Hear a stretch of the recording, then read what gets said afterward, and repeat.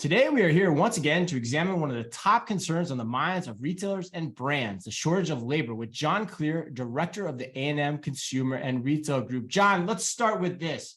Why is the labor shortage such an acute issue right now? Yeah, I think there's probably two main factors that we're seeing that are causing the issues right now in 2023. There's still a lingering COVID effect.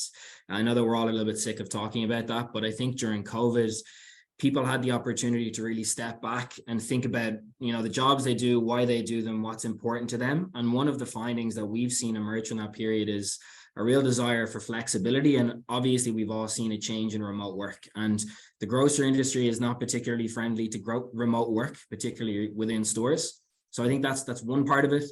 The second thing that we've seen a huge change in is this idea of value-based job hunting. And so particularly within the grocery industry in stores, the target demographic a lot of times would have been, younger people, maybe pre-professional, in college, that kind of thing. And during the last number of years, that has become dominated by Gen Z. And what we see with Gen Z is that they want roles that align with companies that align with their own values. And we're also seeing an increasing decision that they will actually just sit it out. If they can't find a company that aligns with their values, they'll sit it out, which we didn't really see before.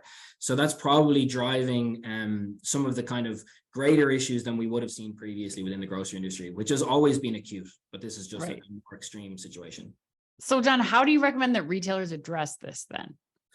Well, the first thing we would say is that I think what a lot of people jump to is that they want to pay their way out of it. And so we've seen that with some people like Amazon and Target who've increased their minimum wages.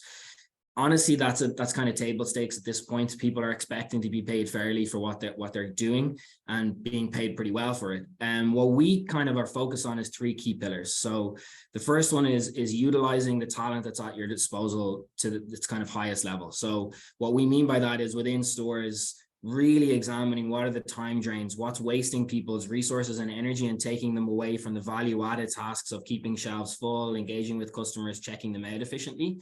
So really being ruthless from that perspective. The second thing is retaining the staff who you currently have right now.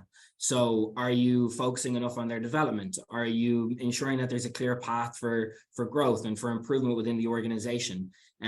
Is there flexibility within their work schedule?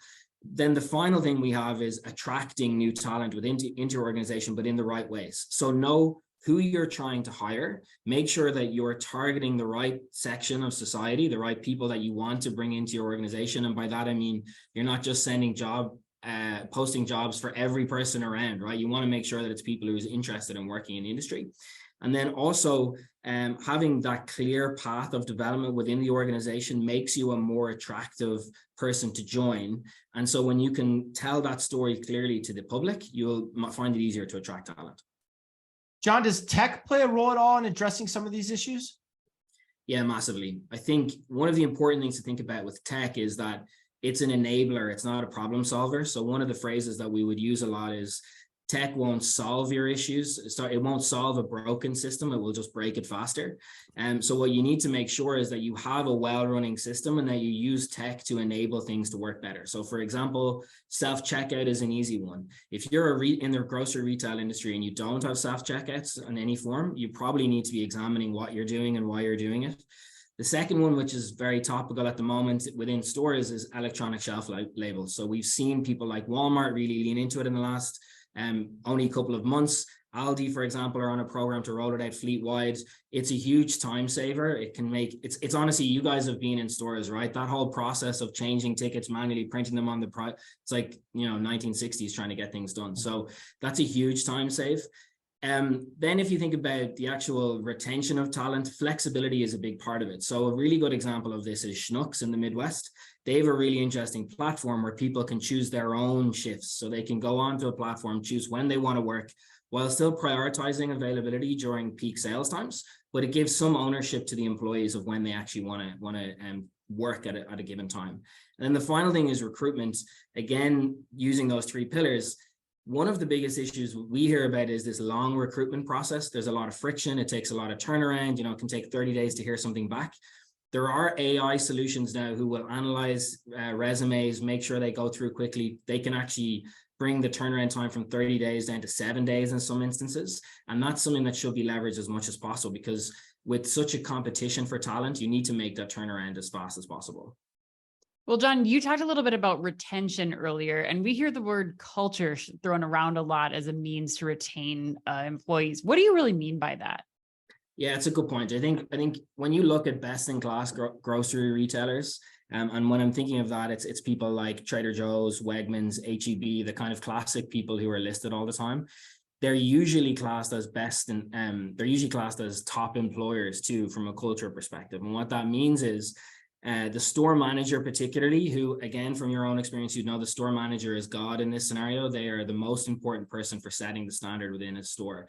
And what they do is they can take the culture, which is the best ones are inclusive, respectful of each employee's own kind of individual characteristics and capabilities, and has a very clear clarity of purpose. So, for example, when you go into Trader Joe's, you know that Trader Joe's, everybody's going to be wearing the Hawaiian shirt. They're going to be having a good time talking to each other, engaging with customers. That really engages not just the employees to retain them, but also the customers to enjoy their experience in the store. And so that type of culture driven stuff, it's kind of it's a little bit of an intangible, but what it is it's clear, it's purposeful, and it's consistent with the store manager living it every day. Thanks, John. Thank you, John. That was great.